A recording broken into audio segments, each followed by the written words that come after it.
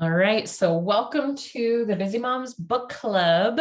This month we are doing Untamed by Glennon Doyle, who is just a fantastic person, and I'm really excited to talk about this book.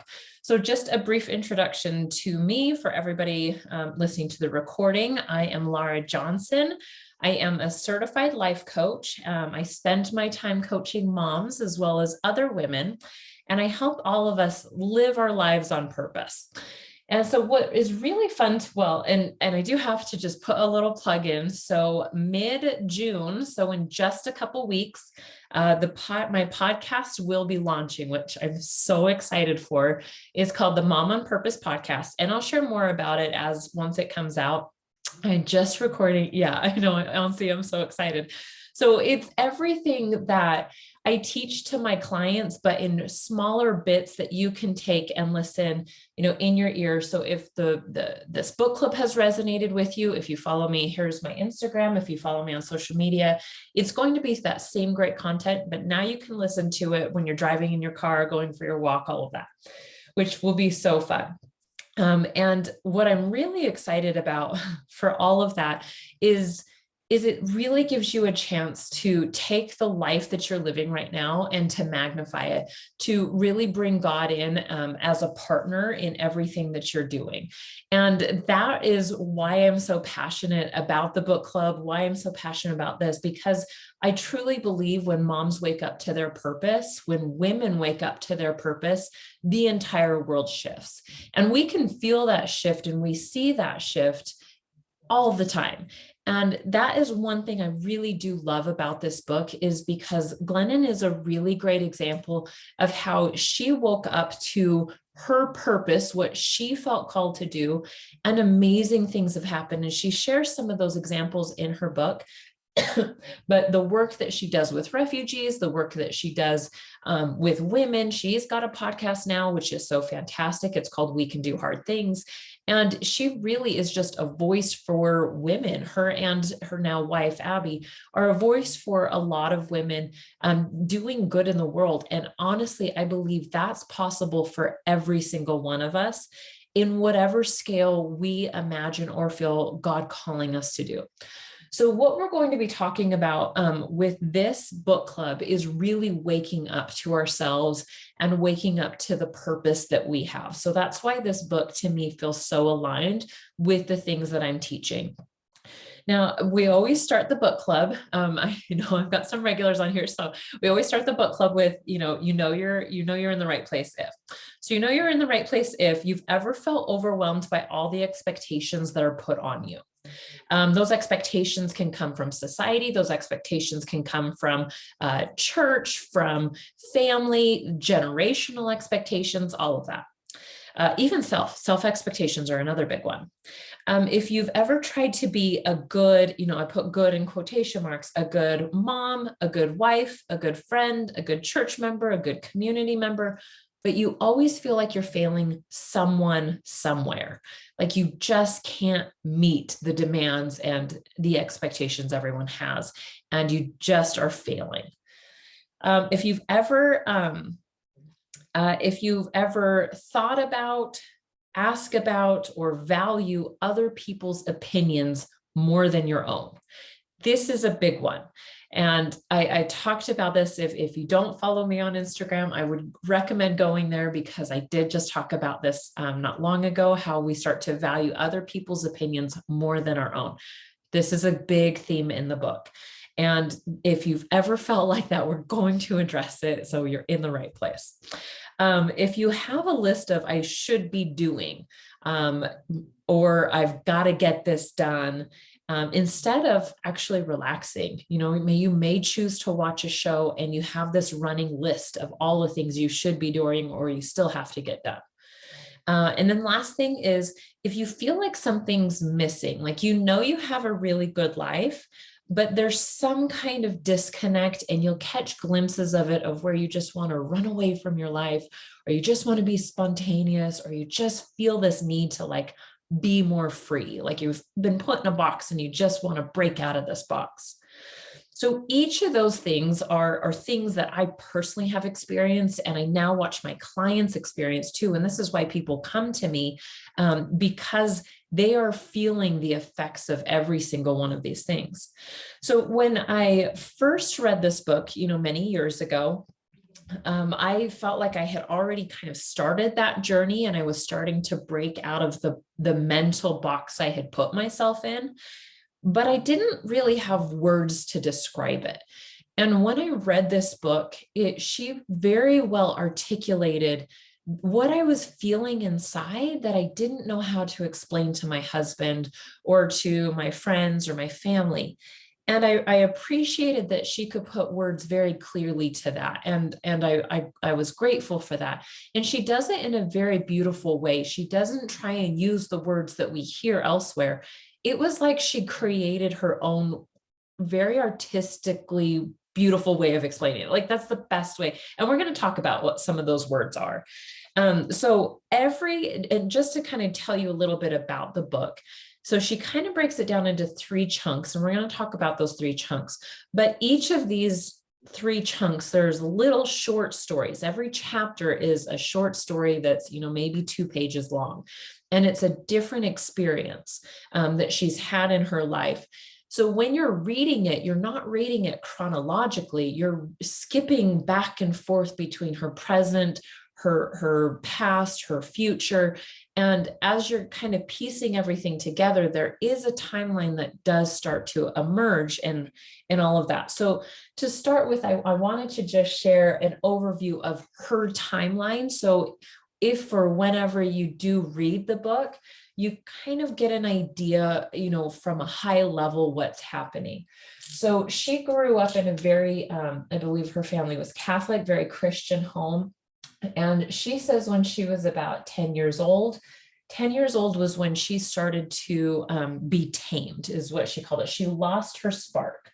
So we're just going to write spark God, where suddenly she started seeing the expectations of the world and began molding herself to fit within those expectations. Now, somewhere in her teenage years, I'll put like 16, 16 years old was, I believe that's when she was in the midst of struggling with her bulimia. It may have started younger, but she has some stories in there as a teenager. She was really trying to fit into the popular, the skinny, the blonde, the petite mold. And part of that included an eating disorder, her bulimia. So she would binge and numb away all the feelings she had, and then, purge it all later. So then when she was about, I think she said she was 26 years old, at this point, alcohol was a very big part of her life. She had become an alcoholic. She was still bulimic, and she found out she was pregnant. And her experience of being pregnant changed her life. For some people, that's not the case. For her, it was a very monumental experience, to where she even says in the book that up until this point, I didn't even think I wanted to live. Why all of a sudden am I wanting to raise another living being? And she said the answer to that was because she already loved this person. And I think that's, especially in the world where we're living right now, I really admire that about her, being able to see and feel that love. And even though it's really hard, and even when, and I'm so in support, and I understand all of the debates and everything that we go on, but in this moment, I really honor this woman's experience of feeling the love of a child and already wanting to be a mother. That then propelled her into a very drastically different life, to where in her 30s, she became married. She married her son's father. She had 2 more kids, so she had 3 kids. And she completely she became sober and overcame her eating disorder. So when I say sober, that's alcoholism and her bulimia. So at this point, this is what what drastically was different. And she became an author. She became a writer. And she started writing about her experiences from this place. But during her 30s, during this time, she also found out about her husband's infidelity. He had been having multiple affairs for most of their marriage. Now, this is when, she had some really amazing books that were written during this time. And from here, she had very different experiences as she started tapping into what her life was. So up until this point, it was really becoming the good person that she thought she needed to be, which was all good things. And she says that in the book, like it really created a beautiful life for her, but something still felt off. And so then when you get into her, I think it was her 40s, late 30s, early 40s, I don't know how old she was. This was when she was in counseling with her husband. This is where she was really starting to question things for the first time. This is where she met Abby, who is now her wife. This is when she knew she needed to leave her marriage. And that being able to read her experience, I will share just, briefly about my own personal experience where it gave me a lot of understanding for some of the challenges that people go through, regardless of where you fall on the belief of whether the choices she made was right or wrong. It does give us insight and compassion and understanding for the challenge of another human being and being able to trust another woman and her experiences. So many years ago, it's probably been about a decade, I had a very close family member who was married to a woman. That's my brother, and was married to a woman, and they had a son together. He came out and he was gay, and he had known that since he was very young and tried to do the good thing, the good Christian thing, the community that we were raised in. And he tried to make it go away, and it just didn't. And so as I was reading her experience, and he has now left, they got a divorce. They've both remarried. She has additional children.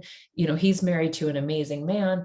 And being able to see and hear on a very vulnerable, raw level what her experience is helped me understand what my brother went through, and really gave me a lot of love and compassion on a much deeper level. I already love my brother and honor and respect him in so many ways for the amazing father and, his husband that's now a stepfather, and my sister-in-law, now my ex-sister-in-law, and her husband. And I mean, they are like the most amazing people on the planet. And my nephew is so blessed and lucky to have each one of them as part of his life. So that right here gave me a very different understanding as I was reading the book, because I have seen how this can play out for a family in a very amazing, beautiful way.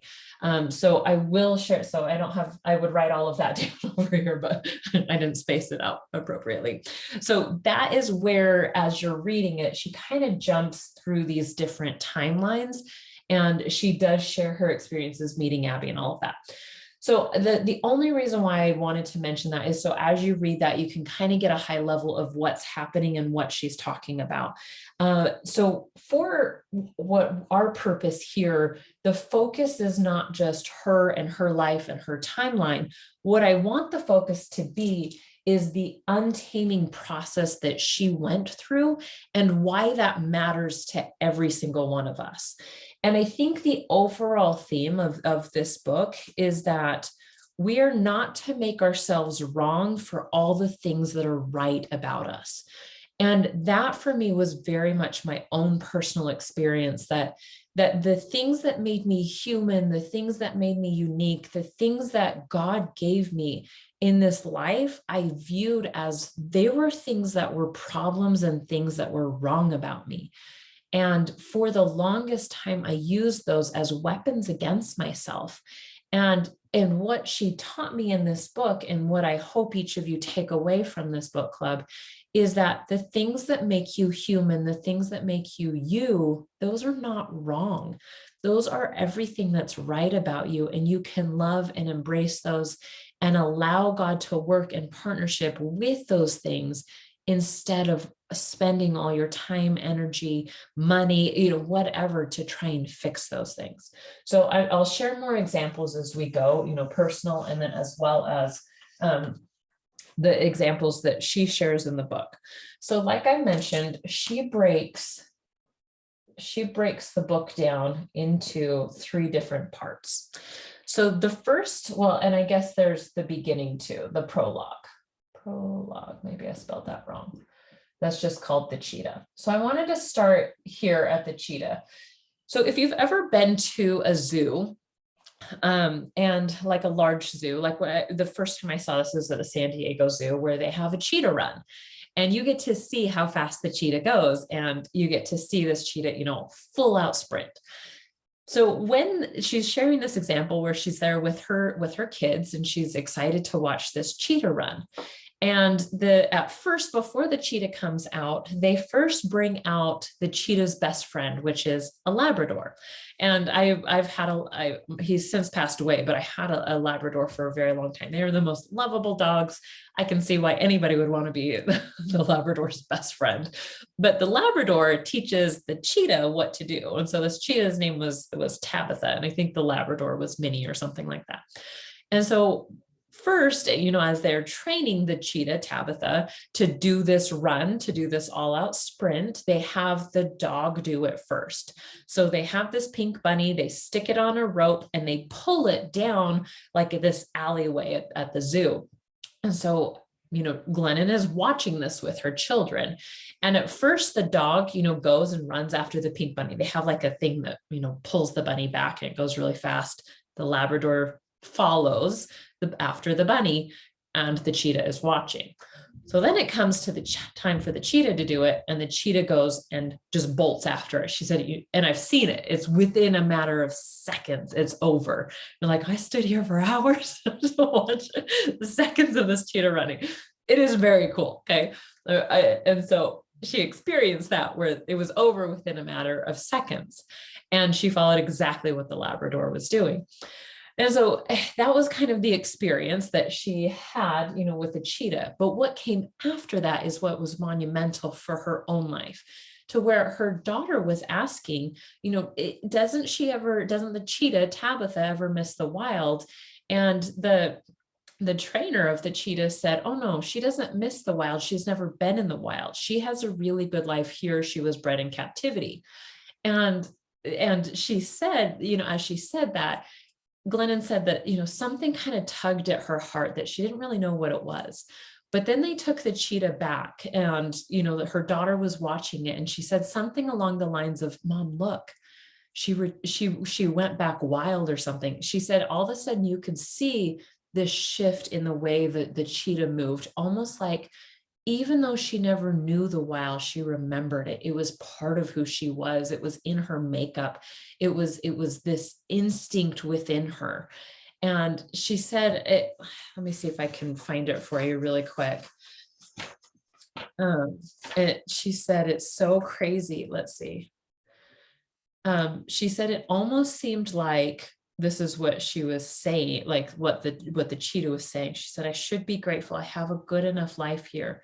It's crazy to long for what doesn't exist. And this was her response back to it. She said, Tabitha, you are not crazy. You are a goddamn cheetah. And I love what I love about that. Like, I personally don't say the word God very often unless I'm speaking towards God. And I don't typically swear, but what I love about that specific moment is that every single one of us are like that cheetah, to where we have been trained over and over to live and to be in a certain way, when all of us feel something almost scary and wild and regal within each of us. And for the longest time, that's what I made myself wrong for. That's what I kept trying to tame myself for, that wasn't a good thing. That wasn't the good mom way, when in reality, that is the mom that I am. I am a little crazy. I am a little like quirky and playful. And I made myself wrong for that. And so when she's talking about it, that's kind of, she references Tabitha throughout the book. And what she's doing is reminding us that we all have that wild side of us. We all have that in us. That's the things that make us us, that make us a little wild. But those are the God-given gifts that we have, that when we tap into those, we are returning to our wild. We are returning to that direct communion with God on who we have always been meant to be. And so when, as we go through each of those, I just want you to keep that in mind, is that, that what we're doing through this process is giving ourselves permission to live our cheetah life, I guess you can say. So the first part that she talks about is being caged. The second part are keys, and the third part is free. And I think it's really interesting, the wording that she used with each of these. Like, she didn't use freedom, she chose to write free. Okay, so I want you just to be thinking about like why that would be the case as we go through this. So she said that in this moment that, and it began at a very early age, where she started to recognize the expectations that that were being placed on her, or that she saw and placed on herself. Okay, her mom never came out and said, "Oh, you need to lose weight." She started recognizing the images within the world and taking it on herself that, oh, I have to look and be this certain way. So she said in this process, she first saw the expectations.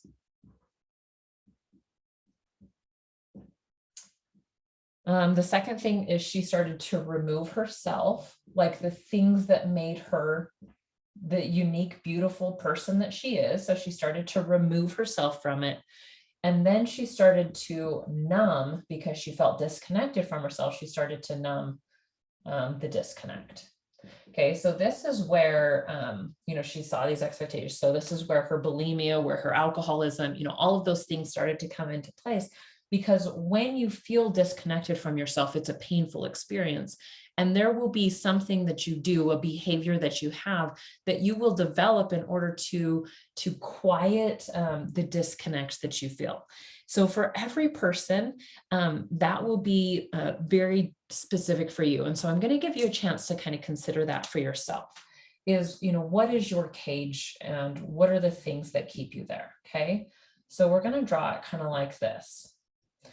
So for me, when I started to really question this for myself, I realized that I was keeping myself in this box based on the way that I had interpreted a lot of things in the world.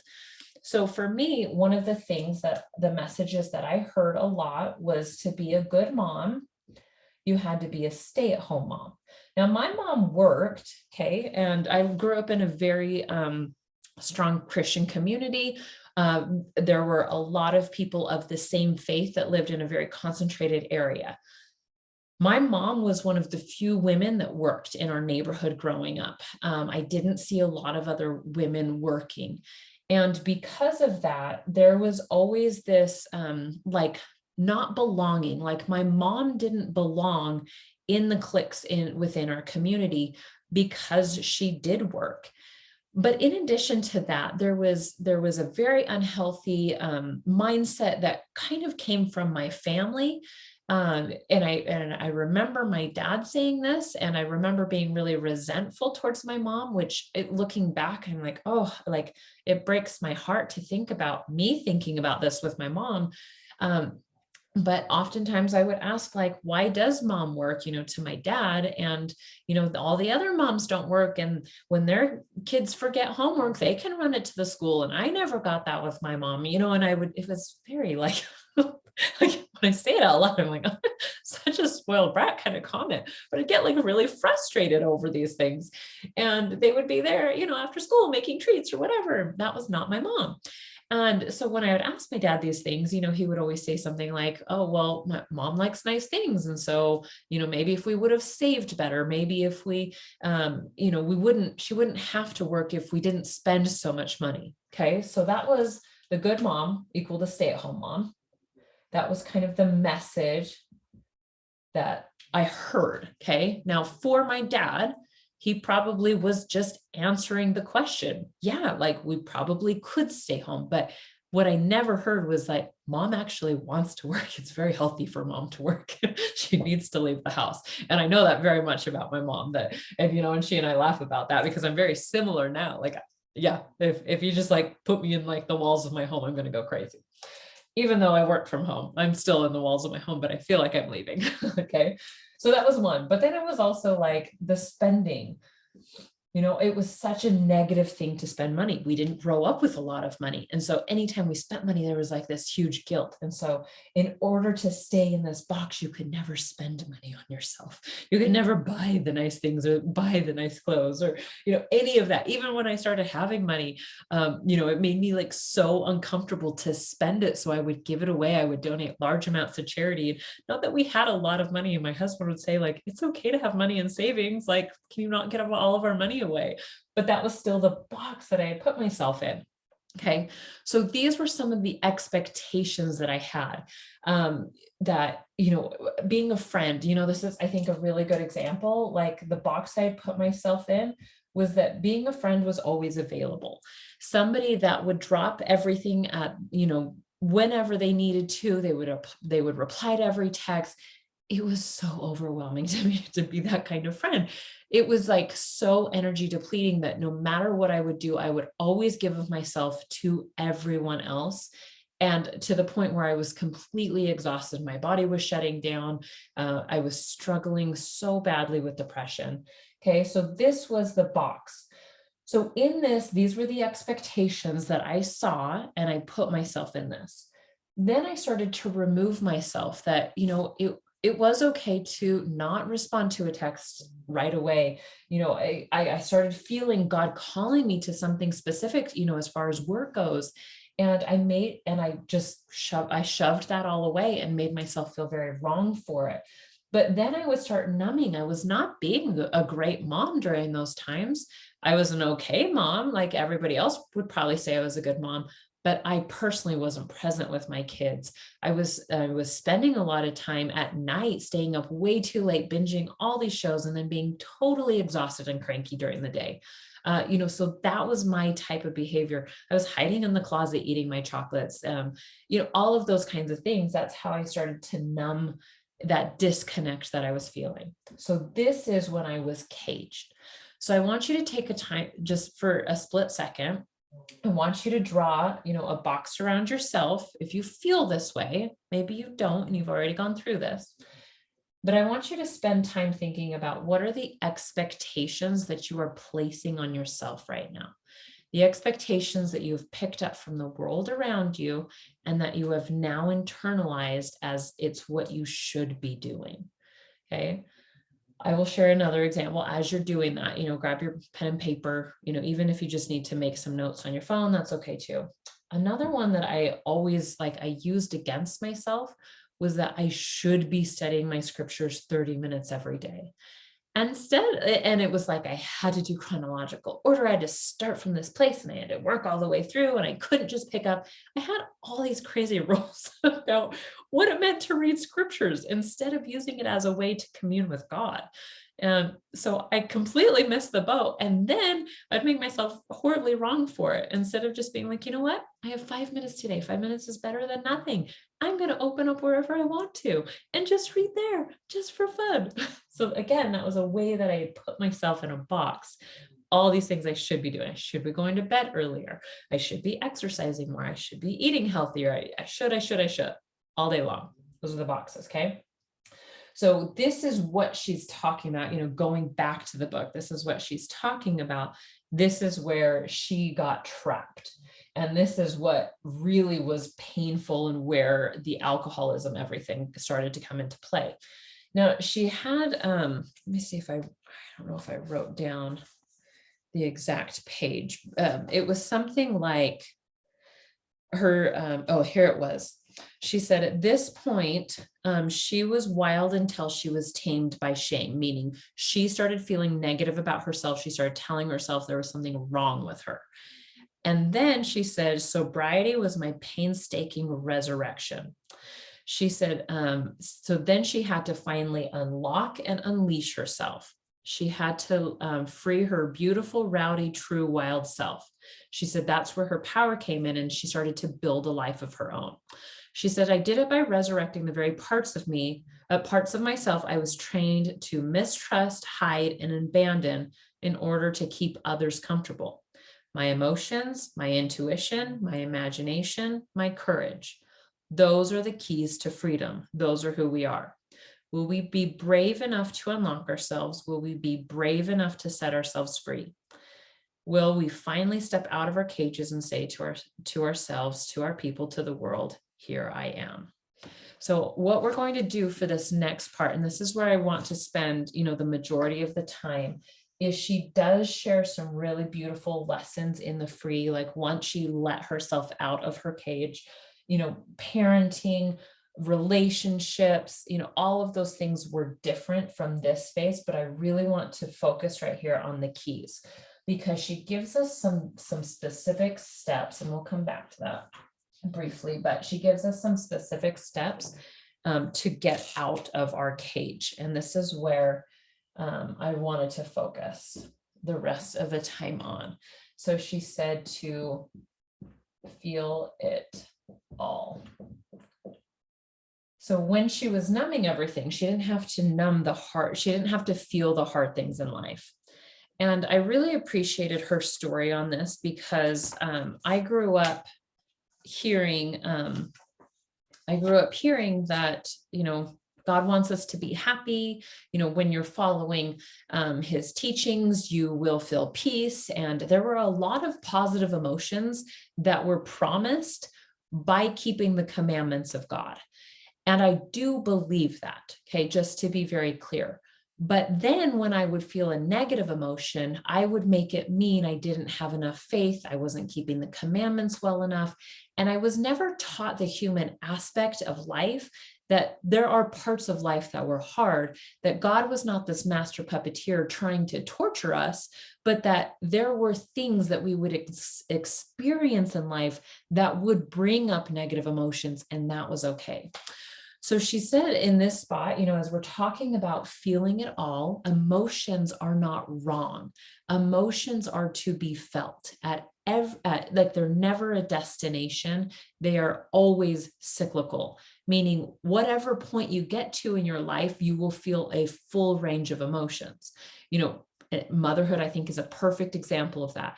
When you have this baby, you're going to feel extreme amounts of joy, but there's also worry, panic, uncertainty, all of these other range of emotions. That doesn't mean something's gone wrong. It means you're being human.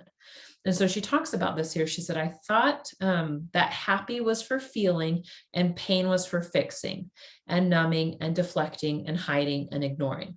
I thought that when life got hard, it was because I had gone wrong somewhere. I thought that pain was weakness and that I was supposed to suck it up. This is exactly like word for word what, like I mentioned, like I just didn't have the words. I'm like, yes, it's exactly what I thought. She said, everything I need to become the woman I'm meant to be next is inside my feelings of now. Life is alchemy and emotions are the fire that turns me to gold. I will continue to become only if I resist extinguishing myself a million times a day. If I can sit in the fire of my own feelings, I will keep becoming. Numbness keeps us from becoming. So I talk a lot about like becoming the woman that we're meant to be. Okay. And she illustrates here so perfectly what this means is that emotions are the gateway to becoming her. When we stop making ourselves wrong for being human and for feeling things, then we open up the door to a full range of it's not just happiness, it's better than happiness. It's full living. It's like coming alive in our lives. It's being let out of our cage. So the other thing she mentioned, with feeling it all is that she once had the belief that pain was tragic. She said, now I understand that suffering is tragic. So when we're looking at this, and being able to recognize the difference between what life and pain and what life will bring, which is pain, and what suffering is, okay? And that's very different. So I wanted to just take a second to explain the difference of what she's talking about. So there will be a pure emotion that we feel, heartache, sadness, grief in this. But the suffering comes in when we make ourselves wrong for feeling that way. Okay, so a really good example. I stub my toe. Okay, I am feeling the pain of that emotion. Okay, like it's gone up through my leg and it hurts. Okay, suffering comes in when I think I am so stupid. I saw it and I still stubbed my toe on it. What is wrong with me? I can't believe I did that. I'm so clumsy. And then we start making ourselves wrong for something that happened. Okay, I see this all the time in my clients. I see this all the time in my own brain because this is normal. This is the difference where I believe, and what she talks about in the book, God exists and is with us in our pain. Satan, the enemy, will tempt us to feel wrong, to shame ourselves. This is where Satan lives, where he wants us to be so discouraged that we give up on ourselves. God will always be with us in our pure emotion. And we know that because we have example after example of Jesus Christ feeling emotions all the way through. He felt sadness, he felt joy, he felt anger. I truly believe that's why we have those experiences listed in the scriptures, because what he is doing is giving each of us permission to feel it all just as he did. Okay, so the next thing that she talks about is be still and know.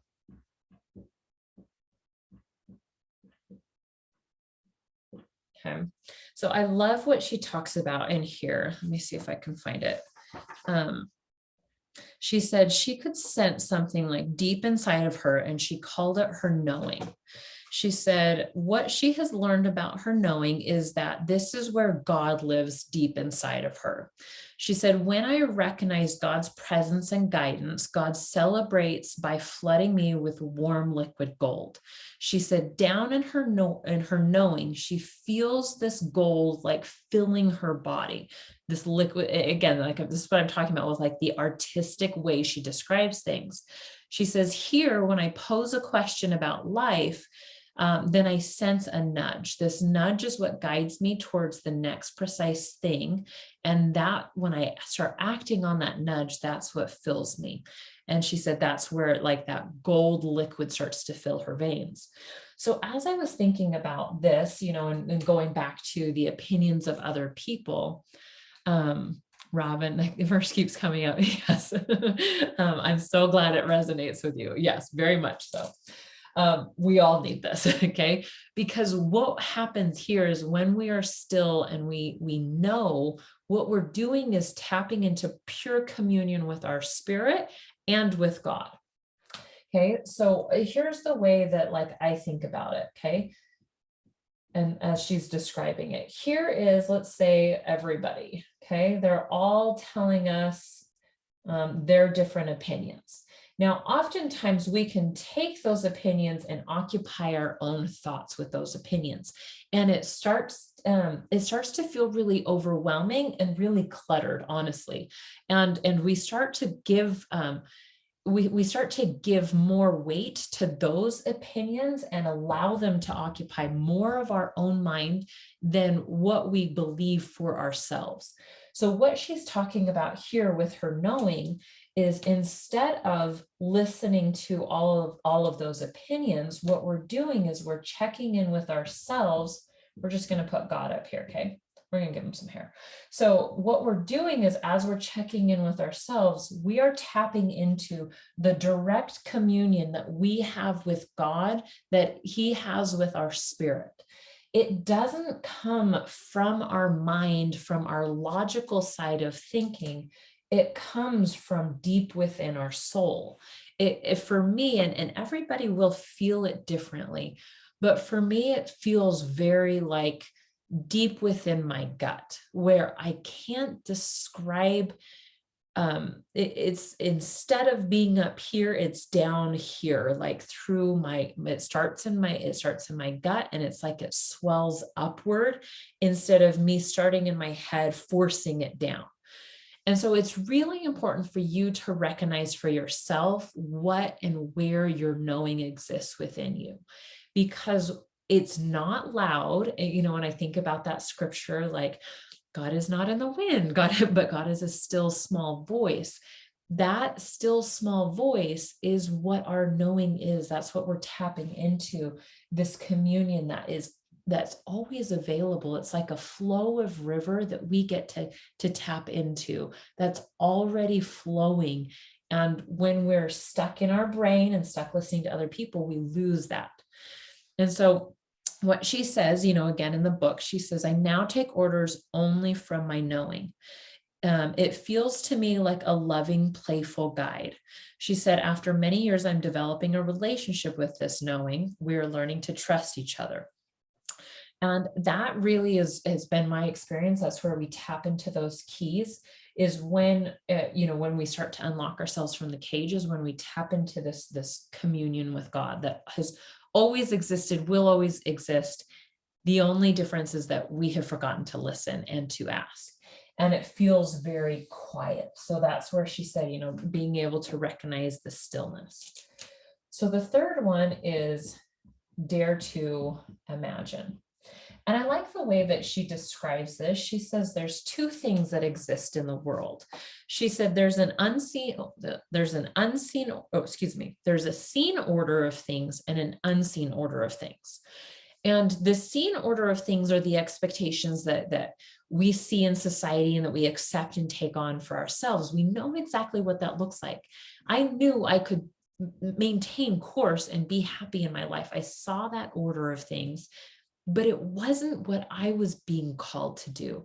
There was this unseen order that only existed within my imagination, that was scary to tap into, but I couldn't deny it. It was there, it was real, it was tangible, but only to me.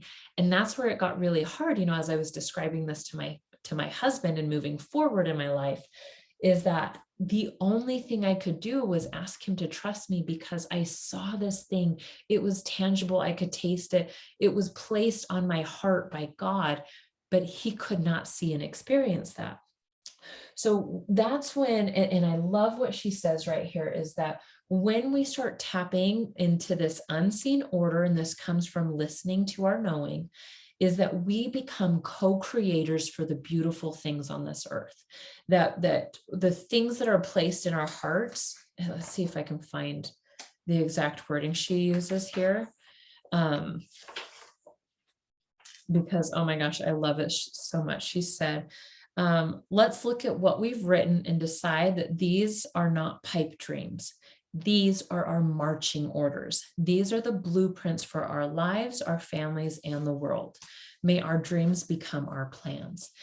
That for me is what I have seen over and over with my clients, is that when they stop believing these are pipe dreams and that they're just looking for greener pastures, and when they start realizing this is the blueprint that God has placed on their heart, they can no longer unsee it.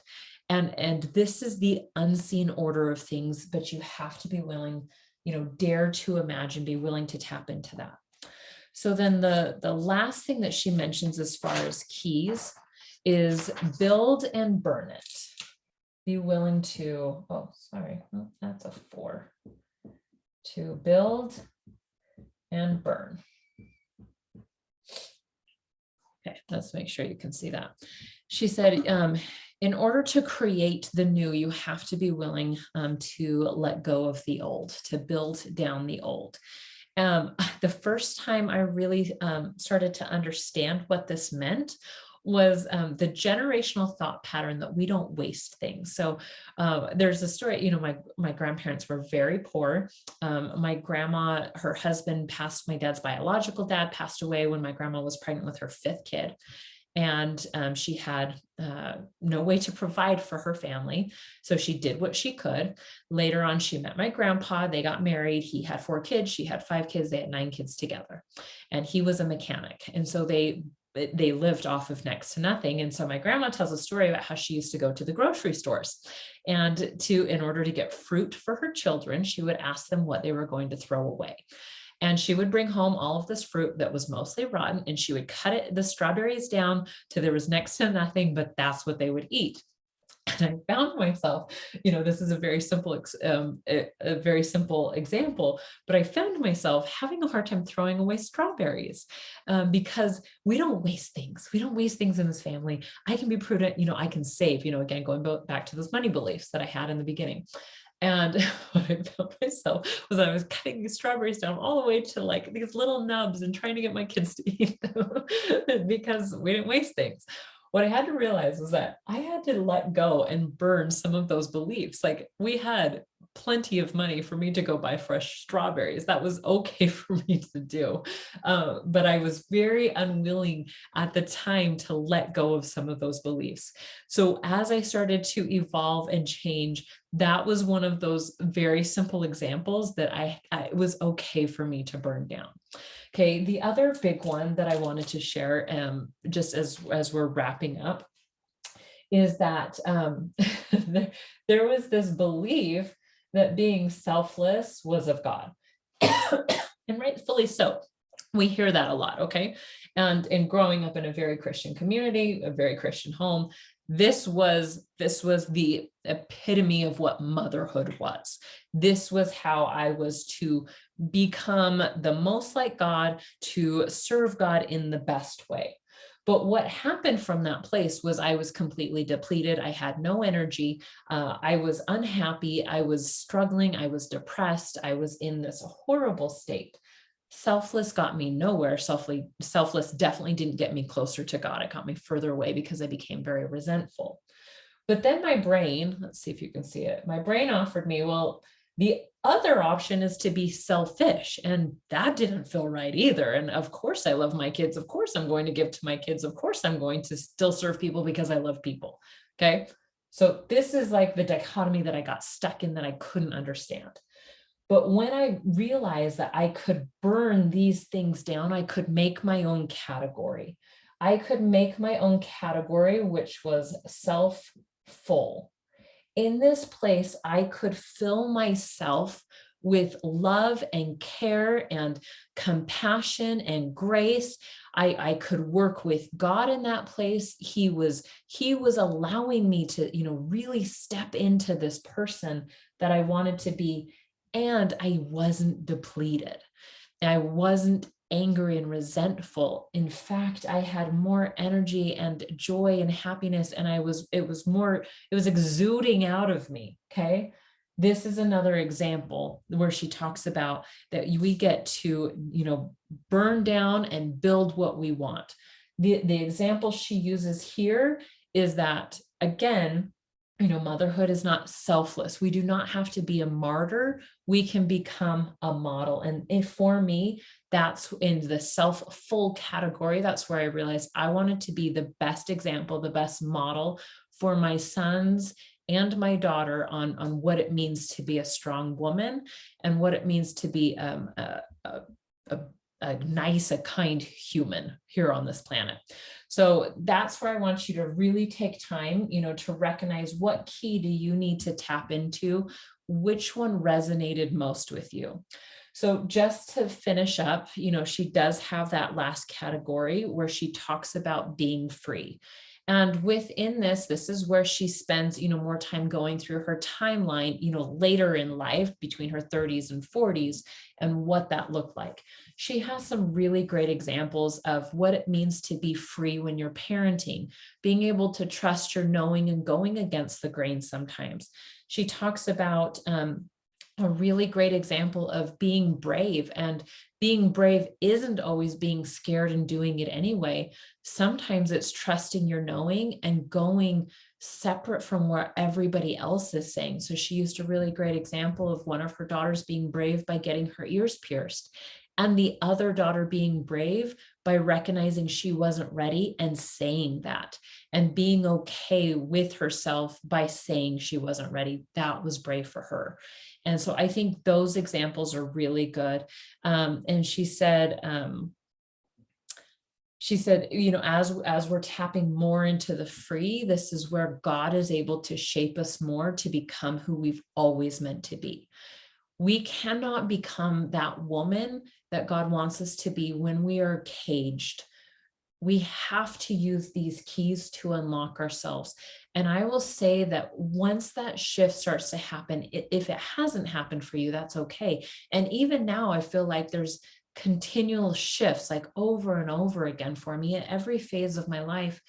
I am able to see and experience something very deeper than a happy life. It is a full life. It is a life where I am alive and I'm being guided and directed. It is not always easy, but it is in partnership with God. And as I've gone through this book, that's the main takeaway that I gather from her, is that there is a life that's waiting for every one of us, that we can be wild, we can be regal, we can be good human beings, we can be in partnership with God, but it means that we have to start trusting ourselves and tapping into that communion with God, no matter what.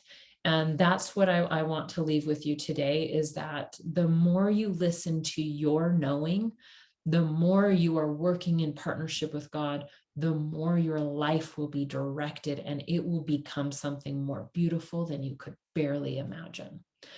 So there is that for you. Please, if I have, just a couple minutes, so you can go over. We're not going to do coaching today. I will make sure I leave time for it next time. But if you have any questions about the book, you can go over and comment real quick. But our book for next month is Think Again by Adam Grant. And if you don't know much about Adam Grant, every time he writes something, he blows my mind. He's very fun to read. And so this time we were spending more time in our knowing and in our body. This time we're going to be talking more about our thoughts and our mindset. And so I am excited to spend time in both. We can work in conjunction with both. So we are going to do that. Be on the lookout for podcast announcements that will be coming, and you'll be seeing those shortly. So thanks everybody for joining. Tomorrow the recording will go out. It takes me about 24 hours. And yeah, I will see you next month. Same day, same time. All right. Yes, it is so fun and exciting. All right. Well, have a wonderful rest of your day, and I will see you all next month. Bye.